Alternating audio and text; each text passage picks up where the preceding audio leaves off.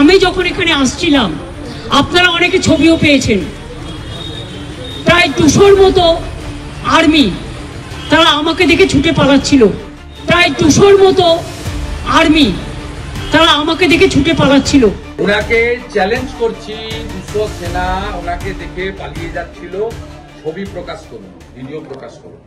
উনি একটা মিথ্যাবাদী এবং তিনি যে জায়গায় হাত দিয়েছেন এর ফল উনাকে ভুগতে হবে। ইন্ডিয়ান আর্মি ভারতবর্ষের 140 কোটি মানুষের গৌরব, পৃথিবীর অন্যতম সর্বশ্রেষ্ঠ শক্তিমান ইন্ডিয়ান আর্মি। আপনি যে বলছেন 200 জন সেনা অফিসার এবং জওয়ান আমাকে দেখে পালাচ্ছে, আপনারা যাবেন না, আমি আপনাদেরকে নিয়ে গর্ব অনুভব করি।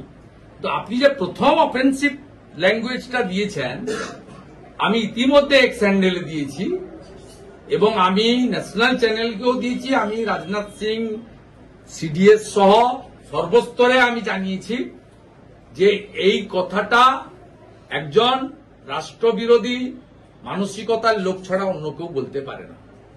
Same Mamata Banerjee, Indian army জিন্দাবাদ। নির্মল ঘোষ তিনি মহিলা সাংবাদিকের দেহে স্পর্শ করছেন, তার বাড়িতে যখন যায় তার এটা নতুন নয়, এর আগে ফ্লাইং কিস দেওয়ার ছবি ভাইরাল হয়েছে ভিডিও কলে। এদের এই মানসিকতা পরকীয়া মানসিকতা এবং নাতনির বয়সী, মেয়ের বয়সী কন্যাদের সঙ্গে এই ধরনের আচরণ তো পার্থ চ্যাটার্জির অর্পিতার ঘটনা দিয়ে চোখের সামনে প্রমাণিত। তাতে একটা ঝাড়ে আলাদা বাঁশ হতে পারে না, মমতার পুরো ঝাড় সেম। এই ঝাড়ে পার্থও আছে, নান্টুও আছে। আপনি কলকাতায় বলেছেন যে বিধানসভায় 2 দিন যে অধিবেশন ডাকা হয়েছে, তার মধ্যে বিমান বন্দ্যোপাধ্যায় রাজ্য সরকারকে তাদের বিষয়টা বলে যে সর্বদলীয় একটা মিটিং ডাকা বিষয়টা নিয়ে।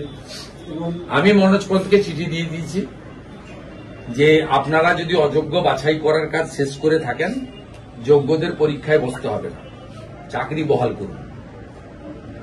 শঙ্কর ঘোষ স্পিকারকে চিঠি দিয়েছেন, সর্বদলীয় প্রস্তাব আনুন, যোগ্যদের আমরা চাকরি রাখতে চাই, যেহেতু অযোগ্যদের তালিকা প্রকাশিত হয়েছে। ও তালিকা ত্রুটিযুক্ত তালিকা, তবুও একটা তালিকা বেরিয়েছে। তার মানে বাকিরা যোগ্য, তাদের কেন পরীক্ষায় বসতে হবে? 16 সালে পরীক্ষা দিয়েছিল, আজকে 10 বছর পরে এদের মধ্যে অনেকেই পরীক্ষাতে পারফর্ম করতে পারে না। আপনিও পারবেন না, আমিও পারবো। এখন যদি ক্লাস 7-8 কেউ পড়া ধরে, কে পারবেন আপনি করতে? এটা চর্চার বিষয়, এটা অভ্যাসের বিষয়। অভ্যাস থেকে ডিটার যারা 10 বছর, তারা তো পারবে না, তাদের চাকরিগুলো তাহলে 31শে ডিসেম্বর পরে চলে যাবে। তাই সর্বদলীয় প্রস্তাব আনুন, প্রধান বিরোধী দল বিজেপি সমর্থন করবে যোগ্যদের পক্ষে। সেই প্রস্তাব নিয়ে গিয়ে মুখ্য সচিব লয়ারের মাধ্যমে সুপ্রিম কোর্টে ফেলে দিয়ে বলুক যে বাংলার বিধানসভার সব পক্ষ অপক্ষ সবাই একমত হয়ে যোগ্যদের জন্য চাকরি বহাল রাখতে বলেছে। কারণ মহামান্য সুপ্রিম কোর্ট এই রাজ্য সরকারকে, এই মুখ্যমন্ত্রীকে, তার নিয়ন্ত্রণাধীন এসএসসিকে বাধ্য করেছে অযোগ্যদের আংশিক হলেও তালিকা প্রকাশ করতে। আপনি নিজে এলওপি, আপনি নিজে বিধানসভার অধ্যক্ষের কনস্টিটিউয়েন্সিতে বাড়িপুরে আছেন, তার প্রয়োজনে কি বিধানসভার অধ্যক্ষের সঙ্গে কি আপনি কথা বলবেন এই বিষয়টা নিয়ে? না, বিধানসভার অধ্যক্ষের হাতে কিছু থাকে না। ও মমতা ব্যানার্জি যা বলে তাই। মমতা ব্যানার্জি 4 তারিখে একটা কালচারাল প্রোগ্রাম আছে বিধানসভায়, সেখানে ইন্দ্রনীল সেনকে নিয়ে গান করবেন। আমার যাওয়ার সময় হলো, দাও বিদাও, অথবা অন্য কেউ গাইতে পারেন, মার ঝাড়ু মেরে জেঠিয়ে বিদায় করেন। এইসব গানের জন্য তিনি ওই দিন বিধানসভায় আসবেন, তাই তিনি একটু বক্তৃতা করবেন, ওনার ফেসবুক লাইভ হবে।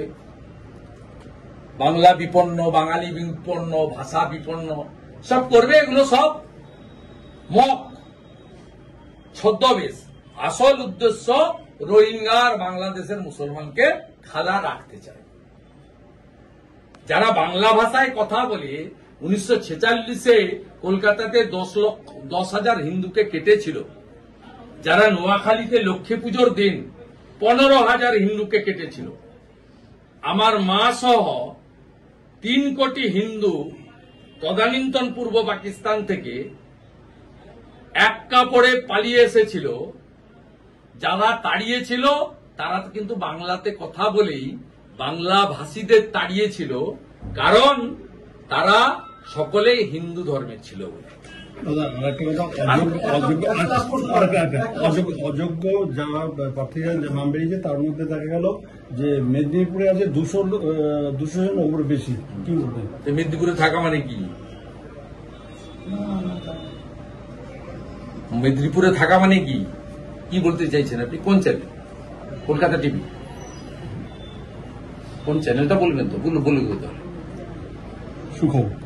সুখবর আপনাকে এই প্রশ্নটা কেউ করে দিয়ে পাঠিয়েছে? না। চিন্তার কোনো কারণ নেই। মমতা ব্যানার্জির দম থাকে শুভেন্দু অধিকারীর টিকিটে ছুঁয়ে দেবে, ঠিক আছে? আমার একটা আত্মীয় স্বজনের ছবি বের করে দেখুন, ডায়ে বাঁয়ে যারা ঘুরে বিজেপিতে আসার পরে।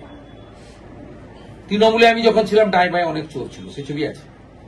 20 সাল থেকে বিজেপিতে আমার সঙ্গেও তো কিছু ফলোয়ার্স কলিগরা এসেছে। একটা লোকের ক্লোজ রিলেশনের মধ্যে এই তালিকায় আছে, যদি বের করে দিতে পারেন আমি আনকন্ডিশনাল ক্ষমা চেয়ে দিই। আর আপনারা মনে হয় জানেন না, পার্থ চ্যাটার্জি আসার পরে 5টা রিজিওনাল এসএসসি তুলে দিয়ে বিকাশ ভবন থেকে নিয়োগগুলো হতো। যা হয়েছে, যা খেয়েছে সব দক্ষিণ কলকাতা। দাদা ভালো প্রশ্ন বলছি, শেষ প্রশ্ন। আজকে পুলিশ ডে আছে, শান্তনু। পুলিশ ডেটা কে বলেছে? শান্তনু পুলিশ ডে রাজ্য সরকারের বানানো পুলিশ ডে। শান্তনু রাজ্য সরকারের মমতার উর্বর মস্তিষ্ক প্রসূত। আমি নিচের তলার পুলিশকে স্যালুট করি। আজকে মুখ্যমন্ত্রী ওদের উচিত ছিল কেন্দ্রীয় হারে ডিএ ঘোষণা করে দেওয়া। যে রাজ্যে 3 লক্ষ পুলিশের পোস্ট ফাঁকা থাকে, সিভিক ভলেন্টিয়ার দিয়ে রাজ্য চালায়। আর শান্তনু সিনহার বিষয়ে কোর্টে যাচ্ছি কয়েকদিনের মধ্যে আমরা।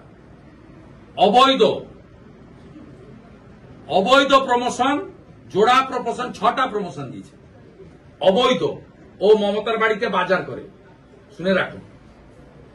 আমরা কোর্টে যাচ্ছি। ইতিমধ্যে গভর্নরকে আমি লিখিত কমপ্লেন করেছি, টুইটও করেছি। আমরা যেহেতু আজকের অপেক্ষায় ছিলাম, আপনি দেখতে পাবেন উইদিন উইক আমরা এর বিরুদ্ধে কোর্টে যাচ্ছি। আমাদের অল পেপারস আর রেডি।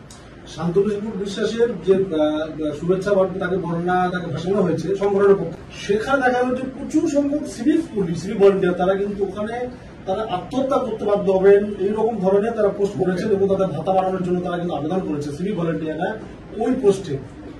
এগুলো বলে কোনো লাভ নেই। মমতা বন্দ্যোপাধ্যায় কর্মসংস্থানের ক্ষেত্রে কমপ্লিটলি নেগেটিভ।